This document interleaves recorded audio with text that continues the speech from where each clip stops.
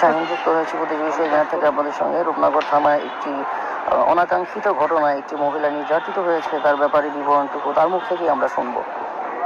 Ready?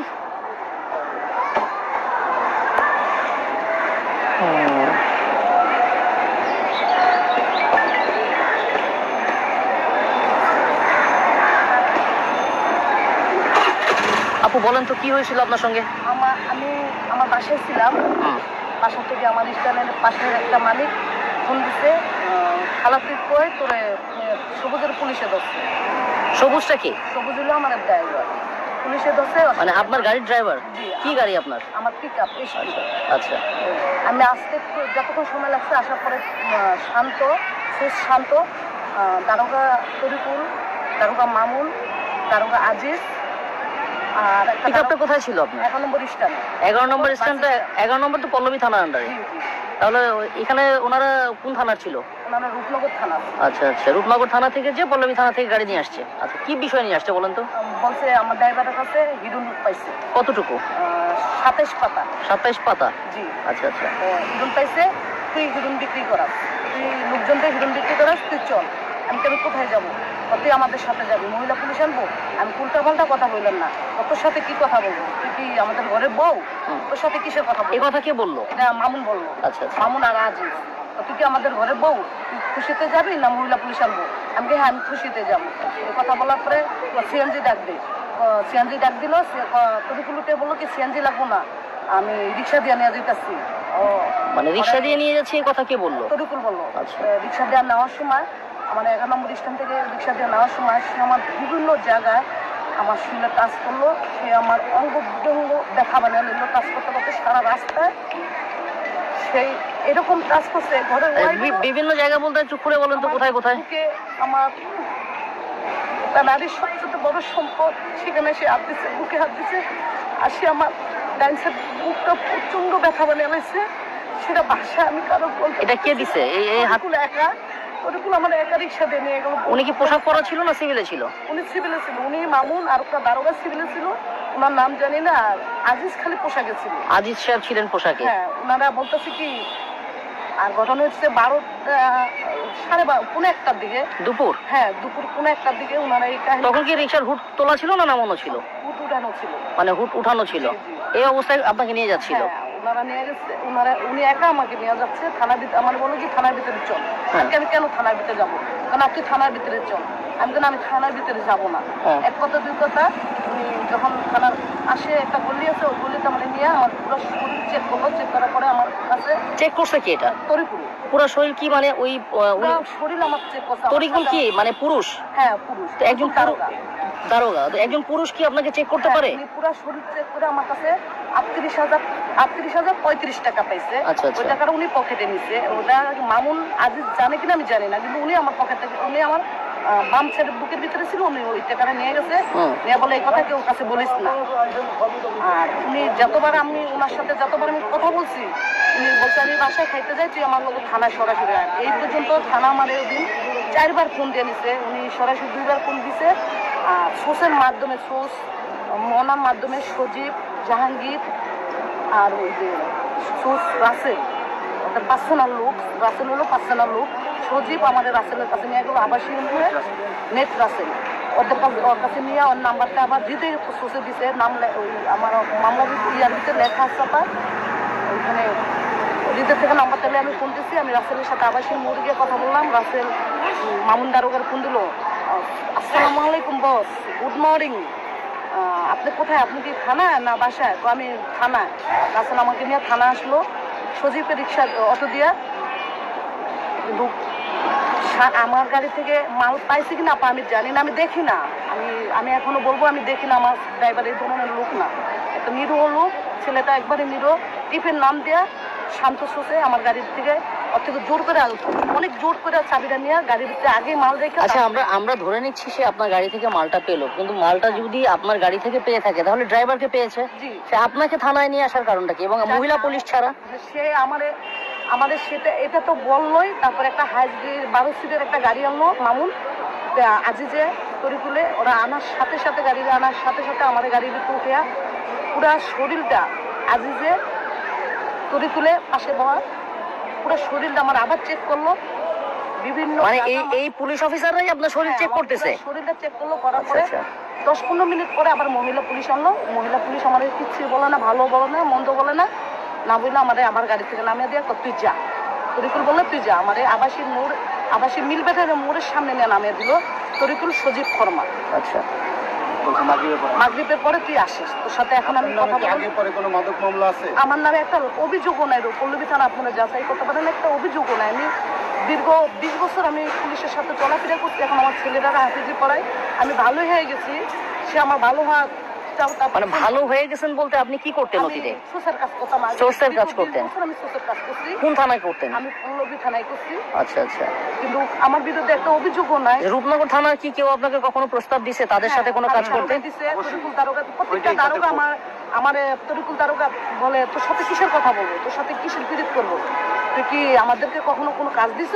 তুই পল্লবী থানা মিরপুর থানায় কাজ দেস, তোর লোক পীড়িত করলে হেরা করবো, আমরা কি তোর সাথে পীড়িত করবো? এই ধরনের কথাগুলো কে বলছে? তরিকুল বলবো। তরিকুল বলছে। একবার সরাসরি আপনাদের ভিডিও ফুটেজ, এখানে অনেক ভিডিও ফুটেজ আছে, এখানে চেক করতে পারেন। আমি থানা কতবার গেছি সেটাও আপনারা চেক করতে পারেন। আচ্ছা, এই বিষয়ে কি ওসি রূপনগরের সঙ্গে আপনাদের কোনো প্রকার কোনো কথা হয়েছে? না, ওনারা আমারে বলছে আজিজ দারোগার আত্মীয় বলে ওসি স্যার, আর উনি ওসি স্যার বলে অনুমতি দিচ্ছে আমাকে ধরে আনার জন্য। আচ্ছা, ওসি স্যার যদি অনুমতি দেয় ওনাদেরকে ধরে আনার জন্য, ওনারা কি আপনাকে ওসি সাহেবের সামনে নিয়ে গেছিল? না, আমাদের জানা মতে রূপনগর থানার ওসি অত্যন্ত ভালো মানুষ, মানে সেই ক্ষেত্রে আপনারাও কি দেখা করার চেষ্টা করেন নাই? না, আমারও খুব হুমকি দিচ্ছে সোজের মাধ্যমে। আচ্ছা, মনা আমার খুব হুমকি দিচ্ছে, থানা আসিস না তোরা আটক করবো, তোরা লক আপ করে দেবো।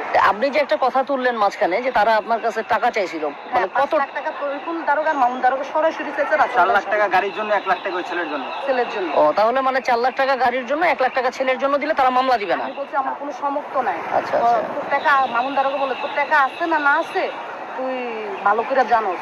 আমি আপনি আমায় জানি না, আপনি আমার সম্পর্কে জানেন কি? তো আমাদেরকে মনা জাহাঙ্গীর, 2 জাহাঙ্গীর, কালা জাহাঙ্গীর আর cab Jahangir, formal cab Jahangir, ওরা বলছে আমার কাছে অনেক টাকা পয়সা আছে। আচ্ছা আচ্ছা। এই জন্য ওনারা আমার ধরে নিয়ে গেল। নিচে সে এমন ভাবে প্রস্তাব দিয়েছে, লাস্টে রাত্রে 9:30 বাজে আমার থেকে 2 লাখ টাকা মনার মাধ্যমে দাবি করে। মনাটাকে? মনে হইলো সোর্স। কার সোর্স এটা? সবের সাথে কাজ করে, তরিকুল দারোগার লগে, মামুন দারোগার লগে, আজিজের লগে, ফারুক দারোগার সাথে। আচ্ছা আচ্ছা, মানে মোট কথা উনি রূপনগর থানার সোর্স হিসাবে কাজ করে। আচ্ছা, শান্ত, মনা, কালা জাহাঙ্গীর, ক্যাব জাহাঙ্গীর, হৃদয়, তারপরে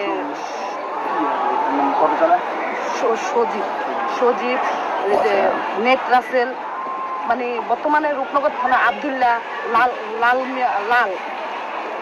লাল এদের সব রূপনগর থানার ওনাদের পার্সোনাল লোক। প্রত্যেকটা মাদক স্পোর্টের থেকে ওরা টাকাই না দেয়, ওনারা বহন করে। আচ্ছা আচ্ছা, মানে ওরা হচ্ছে কিছু রূপনগর থানার কিছু অসাধু কর্মকর্তা নিয়োগকৃত সোর্স। হ্যাঁ, আচ্ছা আচ্ছা। ওরা তমলুক বস্তিতে থাকে আর রূপনগর থানার পাশেই থাকে।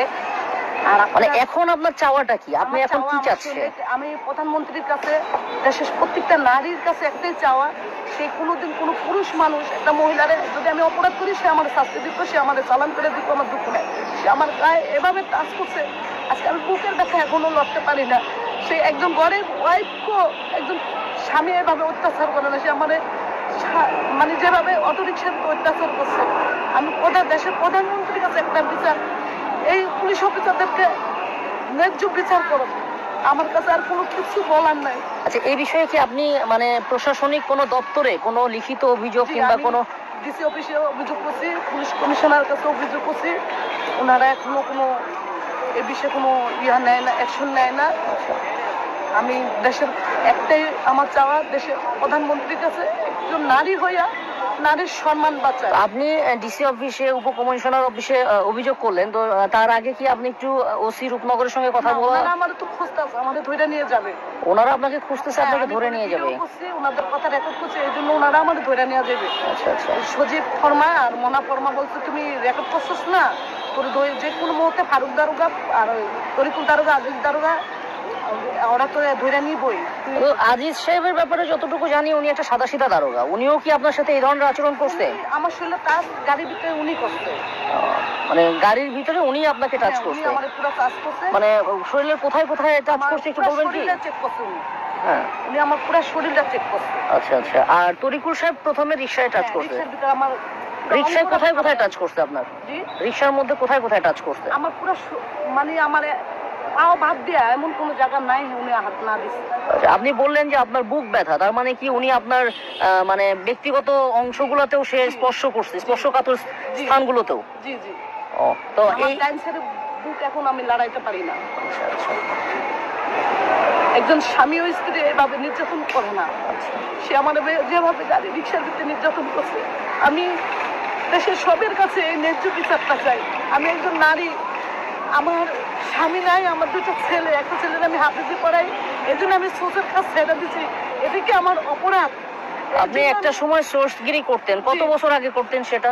আমি দীর্ঘ 2 বছর হয়েছে সোর্সের কাজ ছেড়ে দিচ্ছি। আপনি 2 বছর যাবত সোর্সের কাজটা ছেড়ে দিয়ে আপনি একটা গাড়ি নিয়ে এখন পরিবহন ব্যবসা করতেছেন, আর ওনারা, আপনি সোর্সের কাজ ওনাদেরকে সাপোর্ট করতেছেন না বিধায় তারা আপনাকে এই হ্যারেজ গুলো করতেছে, এটাই কি আপনার দাবি? জি।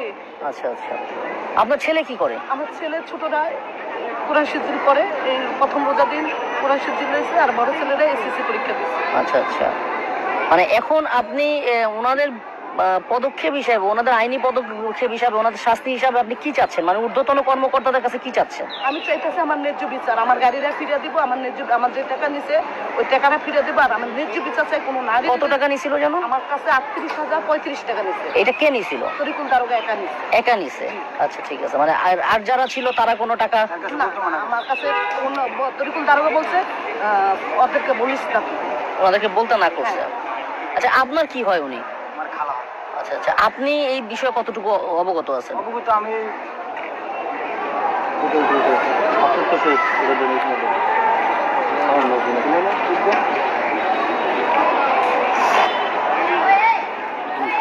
কি হয় উনি আপনার? আমার খালা হয়। আচ্ছা, মানে আপনি এই বিষয়ে কতটুকু অবগত?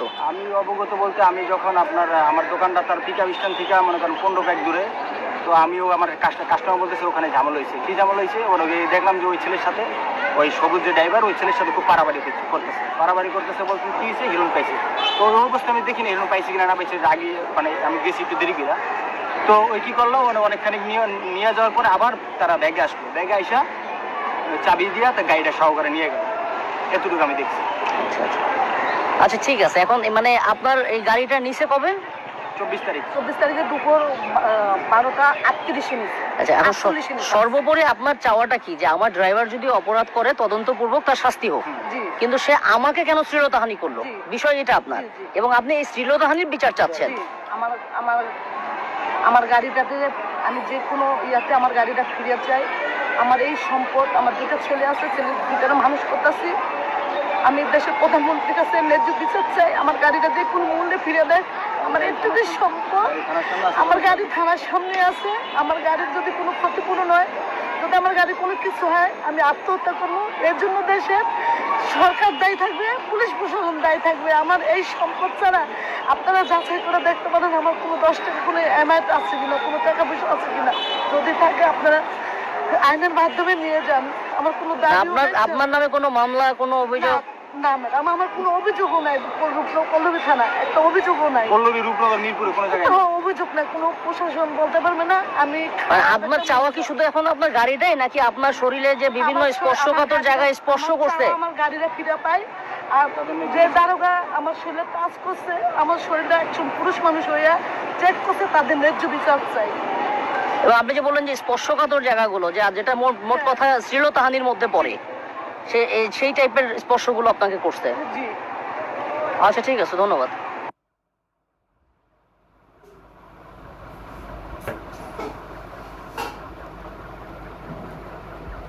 ওইখানে কিন্তু একটা তালা দিয়েছে।